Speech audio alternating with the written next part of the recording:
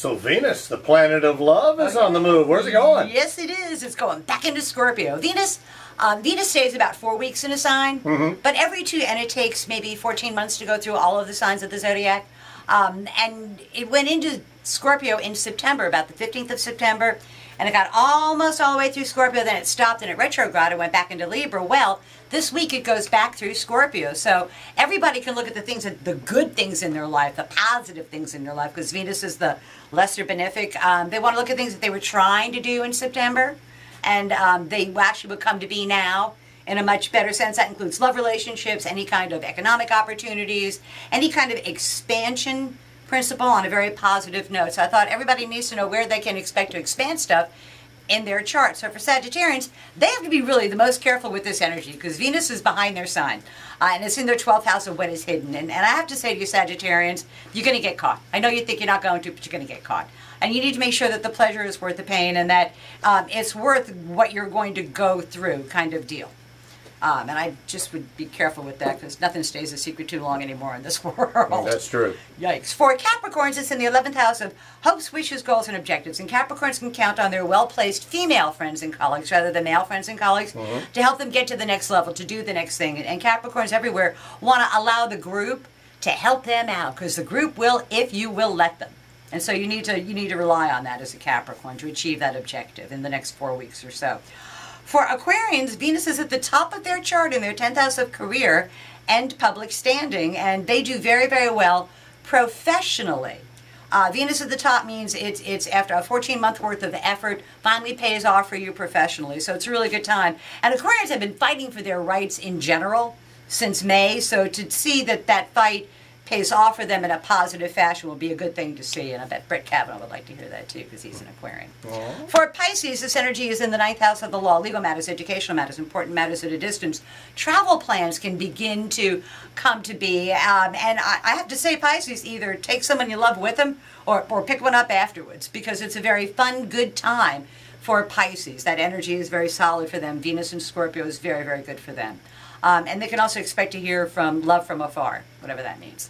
For Aries, I love this, because Venus is in the 8th house of other people's resources flowing your way. As an Aries, it's a good time to capitalize on the resources you share with others, to expand the resources you share with others, for money falling out of the sky on you. It's the kind of thing where I'm not a big fan of buying a lottery ticket, but I'd buy one or two if I was Aries. For Tauruses, this energy is in their 7th house of partners, and this is really good energy for Tauruses. Tauruses fought very hard between May and November to achieve some sort of goal and objective, and they've really had to fight very hard to do it. Well, now the fruits of that labor pays off, and they get the accolades and the awards and the help and the partners. Everything gets a lot easier for Tauruses with Venus opposing their sign. If they're single, they'll attract someone.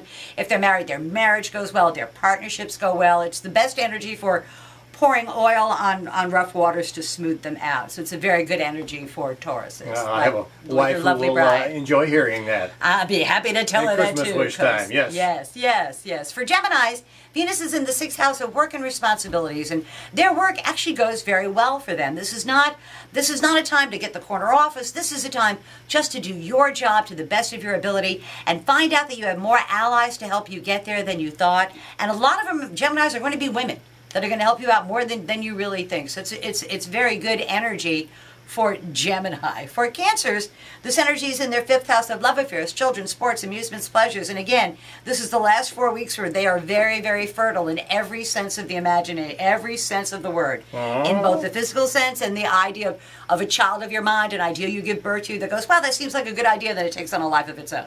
That kind of a thing. So it's a very fertile time in every sense of the word for Cancers. I have a Cancer daughter. I will remind her. You need to only 4 more weeks, and then that worry is over. Okay. It's pretty serious, these 4 weeks.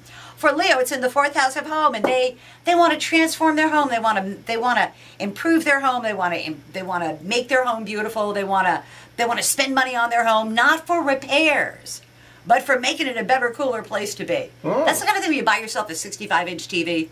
You know what I mean? It's that kind of thing where you make it just, there's no reason to do it. It's just because you want it. Because you want it. Yeah, and I say, Leo, treat yourself right. No one else will. That's the way I do things. Yeah. Go big or go home. That's my motto. For Virgos, this energy is in the 3rd house of day-to-day living.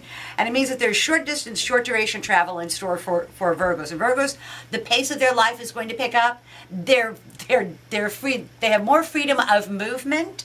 All of a sudden, I'm not sure what changes for them, but it makes it easier for them just to go about their day-to-day business. And so as a result of that, they end up taking on more things. And I say don't take on too many things. Enjoy the bit of a respite that you have. And then for Libra, it's in the second house of money, so the money gods are smiling on you, Andrew. The money gods are smiling on Libras, and it's money just kind of falls out of the sky on them. It's a bonus, it's a benefit, it's a result of hard work paying off, but it's more money at the end of your month instead of more month at the end of your money, which is a good time to be a Libra and to go out to dinner with them. Yahoo! That's what I'm saying. And then for Scorpio, the last sign, Venus is in their sign. And you haven't heard a lot out of Scorpios for the last 30 days or so. They've been kind of quiet and kind of laying back. And Venus now in their sign, and they're about to come out fully read the new improved Scorpio and take that show on the road and see how it plays. If they're single, they'll attract someone. If they're married, their marriage goes well. But it's actually, for the first time in a couple of months, a good time to be a Scorpio. Tomorrow's news today for the 12 signs of the zodiac with Venus, the planet of love, going into the sign of Scorpio. Didn't sound like bad news at all. I hope not. Here's hoping. Here's hoping. Yeah, we'll see you next week. Do it again. And then Mercury will be direct. Yay!